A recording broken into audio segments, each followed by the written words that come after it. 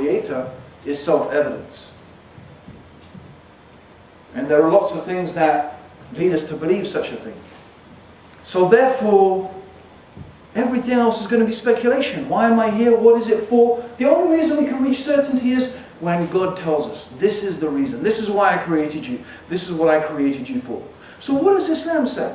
What does the Quran say? Well, Muslims of course believe, and we have some reasons to believe, which is not my lecture today. We have some reasons to believe that the Quran is from God, that Muhammad, may God's peace and blessings be upon him, was what he claimed to be, the Prophet of God. Okay, the final Prophet of God. And the Quran, very helpfully, God tells us in the Quran the reason why He created us, or the purpose of our life. Exactly. Why do we exist? What is the purpose of our life? The Quran says it clear and unambiguously. It tells us, وَمَا خَلَقْتُ الْجِنَّ وَالْإِنسَ إِلَّا لِيَعْبُدُونَ, which means that God is telling us, I did not create the jinn and the human beings except to... Okay. See, I'm glad you said it, not me. Okay? Because the word ibadah, we translate it as being worship, right? That's the translation. But does the word ibadah mean worship as we understand it? You know, when we say worship, when you say to someone in English, God created you to worship Him, most people are thinking, what? I just have to go to church once a week, or you know, they have a very narrow vision of what worship is. It's very limited. But the word ibadah is not that limited. It's something, actually, what does it mean? The word ibadah is everything which God, the Creator, loves and is pleased with, from the actions of the heart and the actions of the lips. Yeah? What are actions of the heart? Can anyone tell me, what is an action of the heart? Yeah? Feelings, yeah, like? When you feel love. Love? The Rasul. Yeah, that's true. Love is definitely an action of the heart. We love the Rasul. We love the Rasul. Yeah. We also love our wives. We love our parents. Yeah. We can love Allah.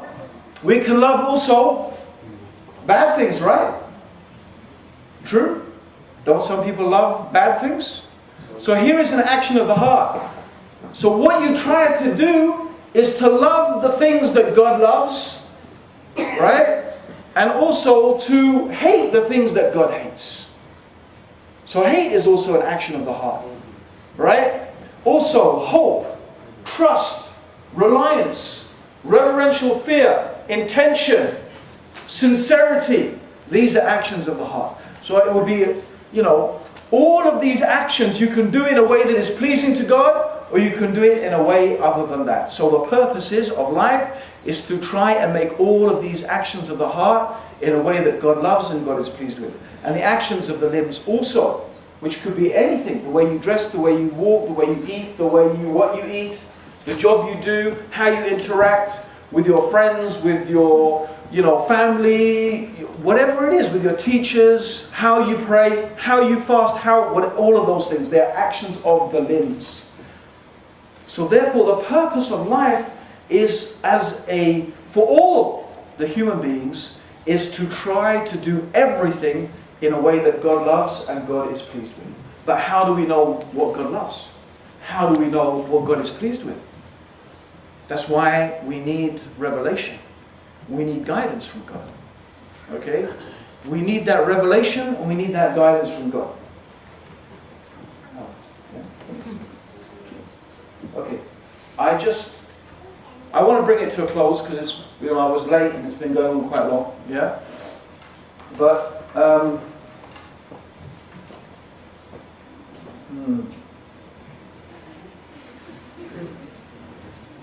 looking for the escape. I'm just joking. Don't get worried now. I'm looking for a door. Oh, okay. Yeah, there's a door here. Oh, look at that. Yeah. What does it say? I don't know. Does anyone know? It's behind those doors there? Have you been through that? Yes. You have? What, this one here, the locked door? The double doors, the locked ones? I don't see that one. No. These two double doors that says, danger, don't go in there, you will die. I'm just joking, it doesn't say that. Okay?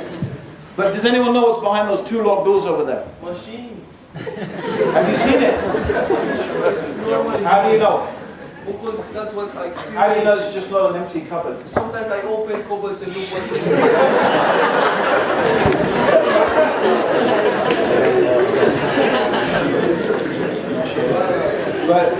But my friend, I'm just asking, these particular cupboards, these particular doors, did you open them? Okay, do you know for sure what's behind those doors?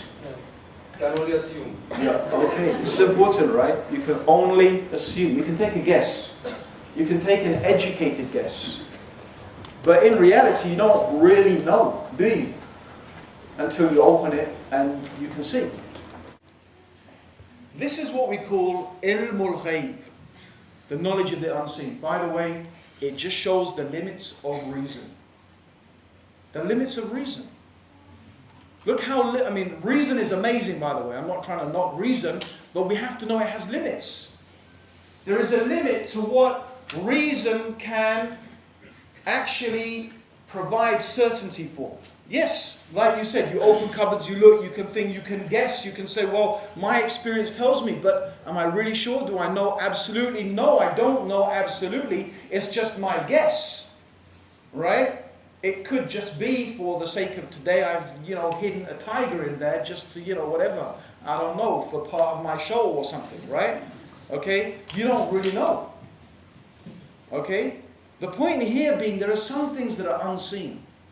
There are some things that we can't know through reason. Is there a life after death? What's going to happen when we die? Is there a day of judgment, a paradise, a hellfire? What is there? Or do we just become energy and just sort of like float around? Or, are we reincarnated?